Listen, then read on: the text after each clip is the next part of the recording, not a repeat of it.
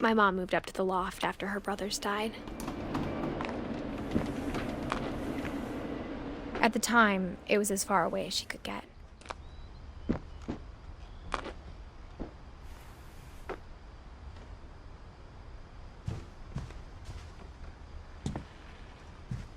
She spent a summer building houses in Calcutta, where she met my dad, Sanjay. My mom moved to India a week after graduation and got a job teaching English. Louis was born a year later. When my dad died, I don't think Mom knew where else to go. I'm sure Edie was happy to have her back. The house had to get a little bigger, but Edie was used to that. And for a while, things were good. Almost normal, but it didn't last.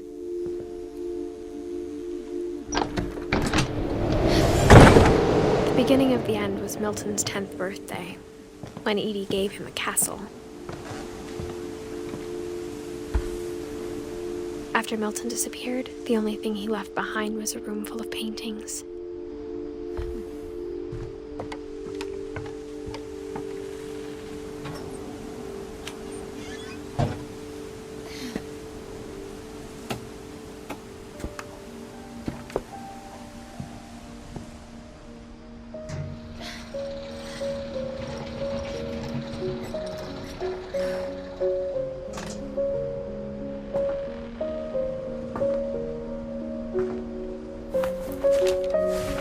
Milton Finch in The Magic Paintbrush.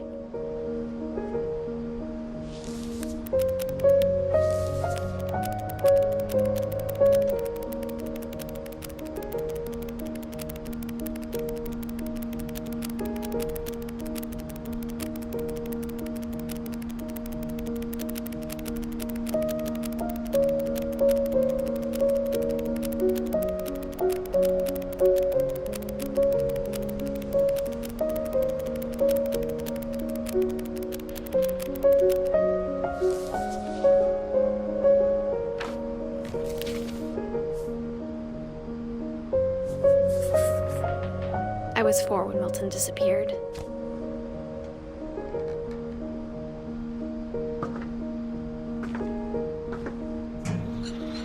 Mom spent months searching for my brother. Then she sealed the doors.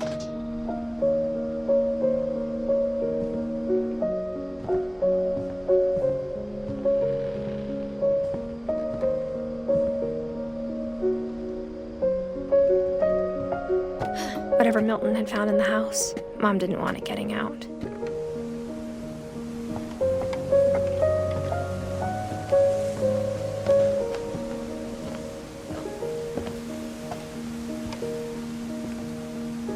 Mom definitely blamed Edie, but I think Louis blamed himself.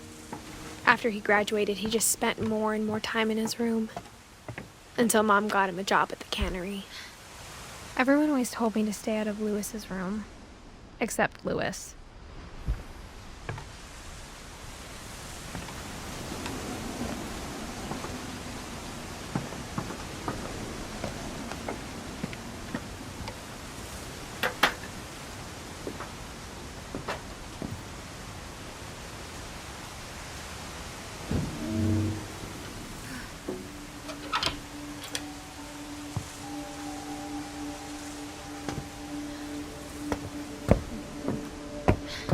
Louis's room smelled very, very familiar. That part of him lived on. Louis and I spent a lot of time playing games together, but he was surprisingly bad at them. He died a lot.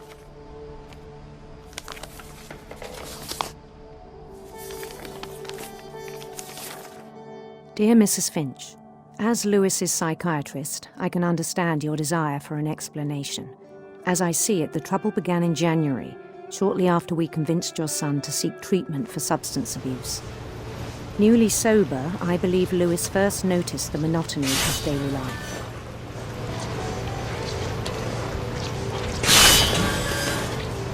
He kept working at the cannery, but he withdrew part of himself. In our sessions, I saw the same behavior. His mind began to wander. I asked him to describe it. He said he started small, imagining a labyrinth. He'd feel his way about. Then something moved. Bats and toads and things that have not names. He knew it was all in his head.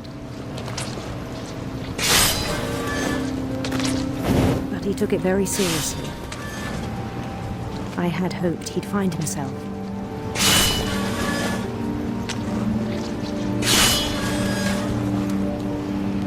But he found something more. I worried about him then.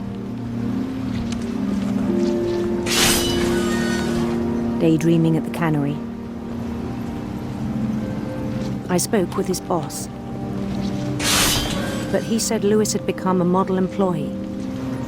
Methodical, tireless, focused.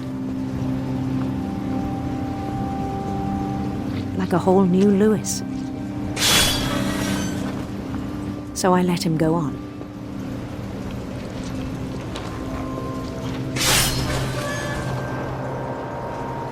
I even encouraged him. It seemed very promising at first.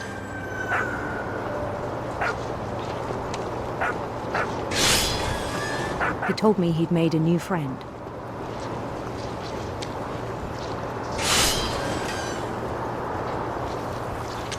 On the edge of a city he named Lewis Topia.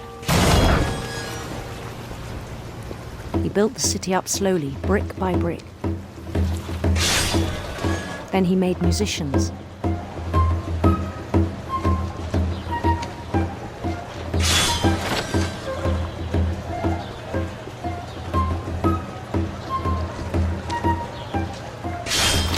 And songs for them to play. He talked about starting a band.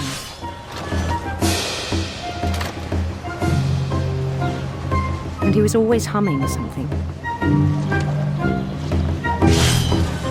Every day his imagination grew stronger.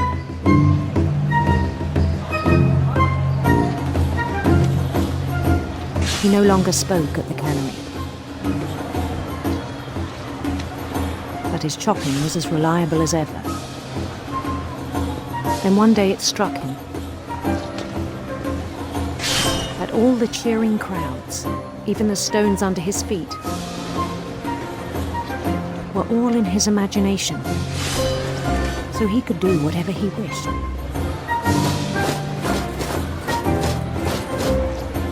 He held an election for mayor, and he won. They begged him to stay, but his mind was already wandering. It became a game for him.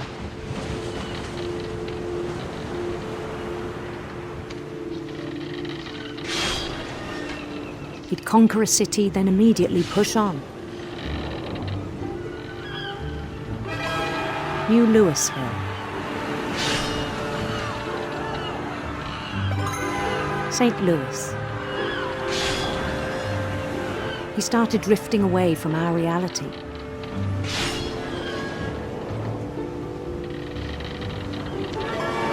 Minneapolis, until one day he forgot to go home from the cannery. Even as his mother pleaded with him, part of Lewis kept sailing on.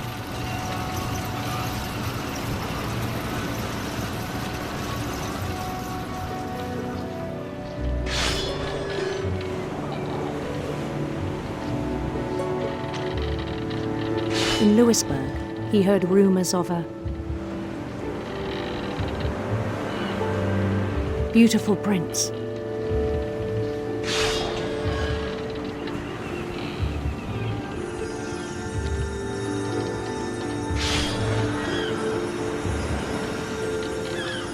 The prince was on his own quest for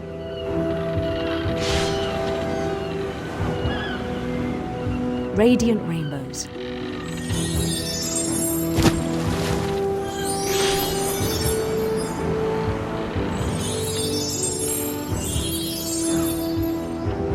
He followed the sound of his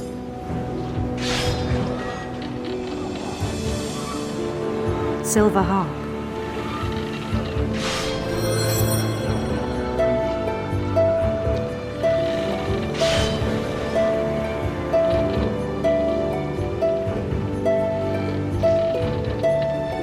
His chase led him to a golden palace east of the sun and west of the moon.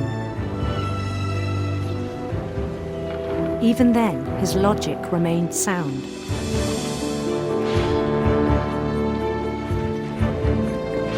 He knew the world was all in his imagination.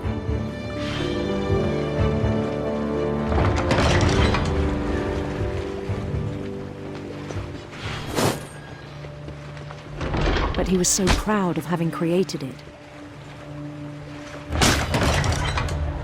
In his own eyes, he'd become something greater than a king.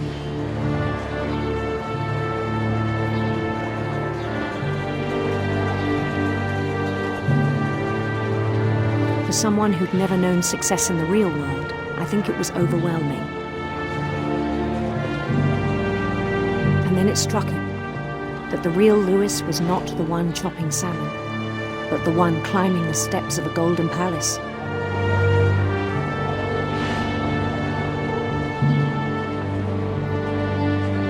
My imagination is as real as my body, he told me. It was hard to argue with him.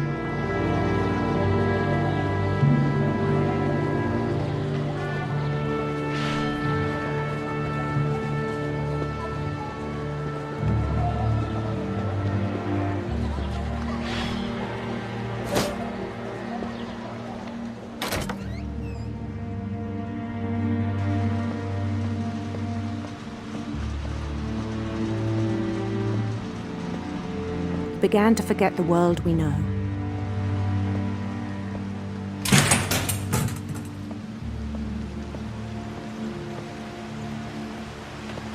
I think it pained him to remember Lewis, the cannery worker.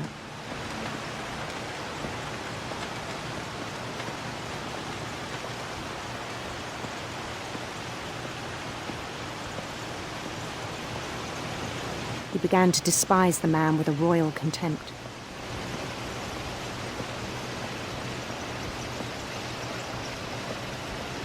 I still thought I could save him. Even after he said he was being crowned king over all the lands of wonder.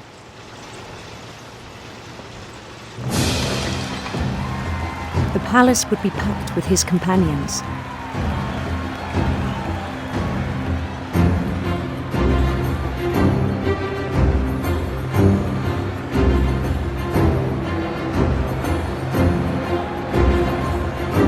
Including the wise Calico who'd insisted on advising him.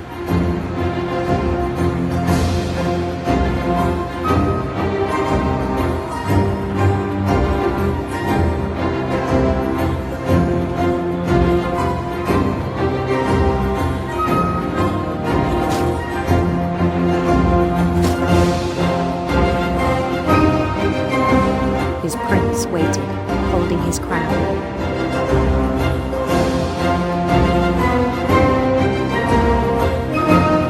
There was only one thing left to do.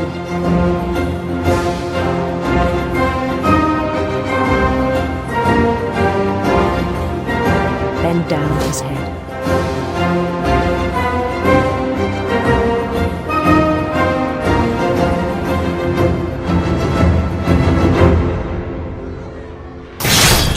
And the rest I think you know. Mrs. Finch, your son was a kind man who will be missed by all of us who knew him.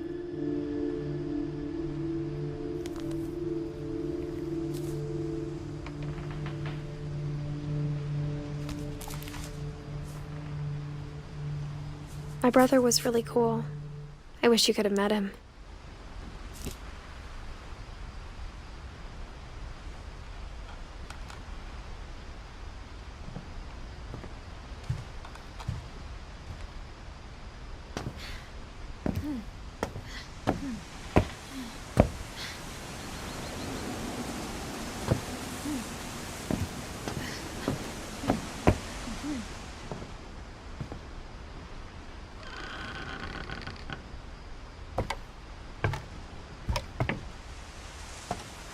On the way back from Lewis's funeral, my mom told me to start packing.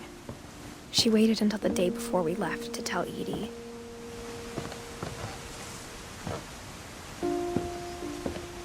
I'm not sure if she wanted to make it easier or harder.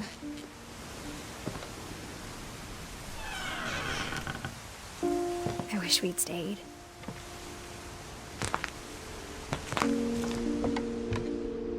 But I understand why we left.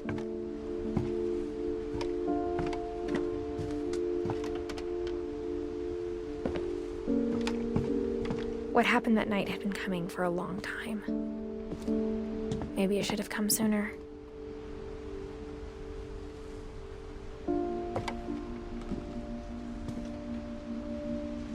But it had to end one way or another.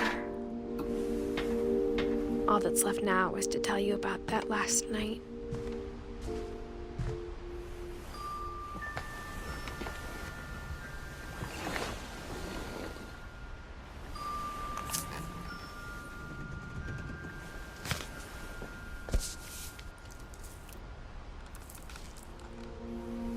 That whole last day, Edie just watched us pack and didn't say a word. Until supper, when she raised her glass and said, "To our final night together, and all our final nights apart." Grandma, you know what I said about alcohol. Some of your medications are very Edith, specific. I left a present for you in the hallway. Why don't you go open it? The grown-ups have to argue now. I'm sorry, you're right. We're all leaving tomorrow. Let's just enjoy our last... I'm not leaving. Edith, you're excused.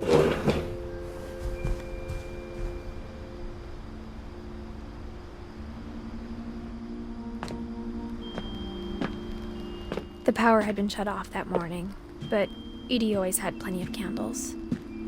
When my mom sealed the library, I don't think she knew about the other entrance, or that Edie had a key to it.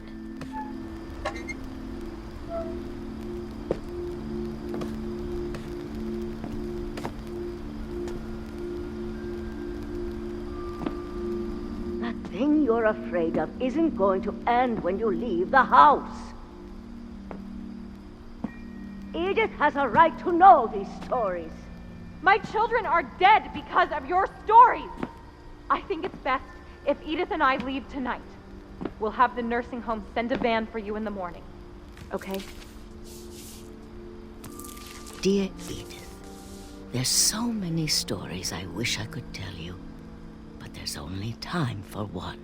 This is about what happened on the night you were born. That night, the tide went way, way out.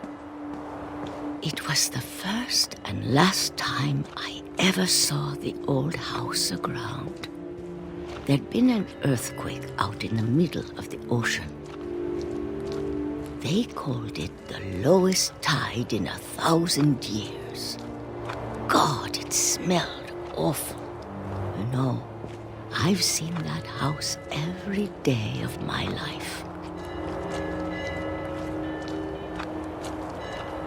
But I never thought I'd go back to it. When the fog rolled in, I lost my way.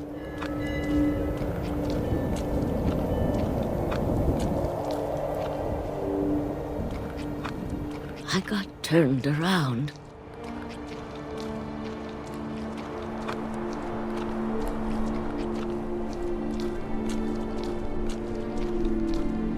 For a while, I wandered.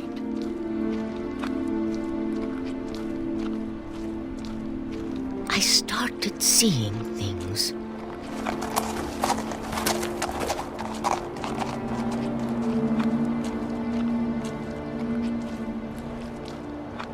Things I'd forgotten had ever existed.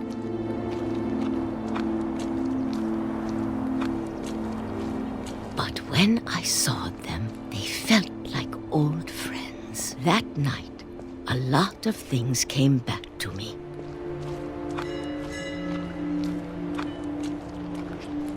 Or maybe I came back to them.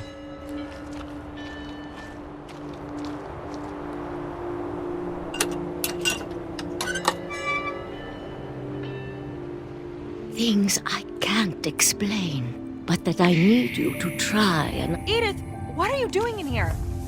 It's mine. Edith! Mom, you're gonna rip it! Let go! I kicked and screamed, but Mom dragged me to the car. I never saw Great-Grandma Edie again. The next morning, the van came to pick her up, but she was already gone. After that, we moved around a lot.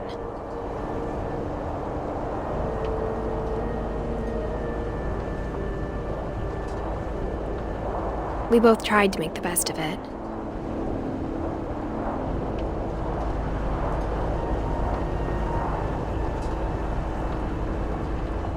A few years went by.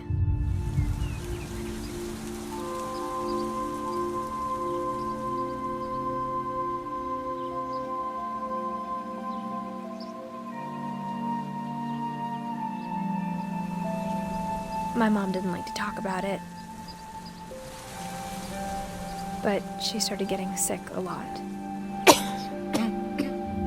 The rest happened pretty quickly. She got better for a while, and then she didn't.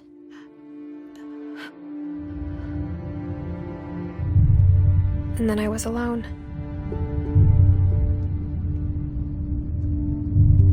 The last Finch left alive.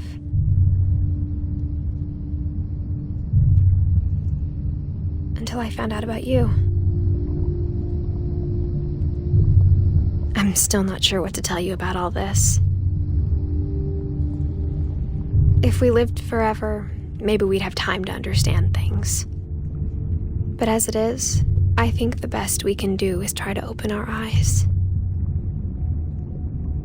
And appreciate how strange and brief all of this is.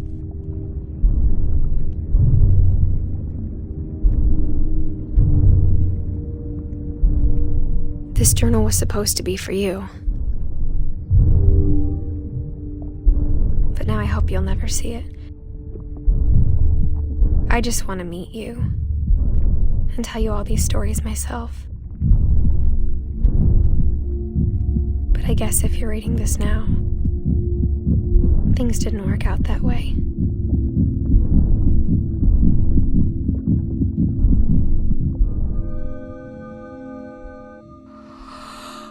This is where your story begins. I'm sorry I won't be there to see it. It's a lot to ask, but I don't want you to be sad that I'm gone. I want you to be amazed that any of us ever had a chance to be here at all. Good luck.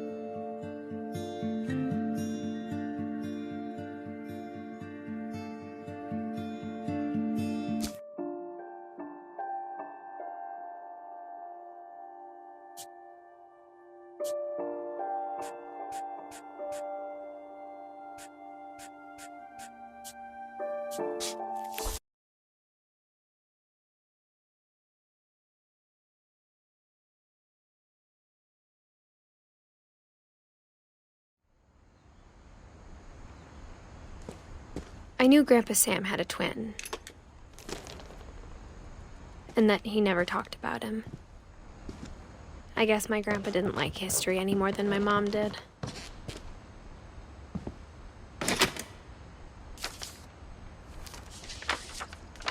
How I Want to Remember My Brother by Sam Finch. The thing I remember is that when he made up his mind, that was it. My brother said he'd die before he ate another mushroom, and he did. At Barbara's funeral, we swore we'd never be afraid again, and he wasn't. I think Calvin always wanted to fly. Sam! Calvin! Dinner's ready! Coming! But that day, he finally made up his mind to do it. I told him going around was impossible. Maybe if I hadn't said that.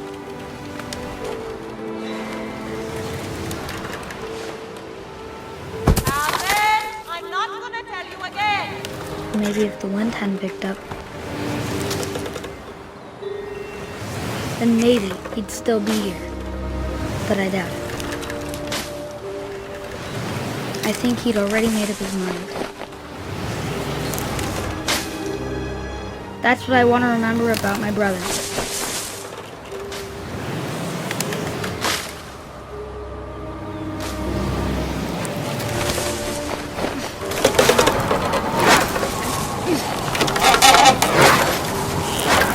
The day he made up his mind to fly. And he did.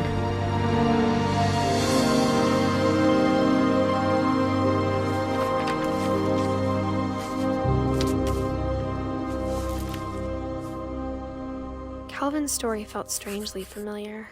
When I was younger, I remember trying to do the exact same thing,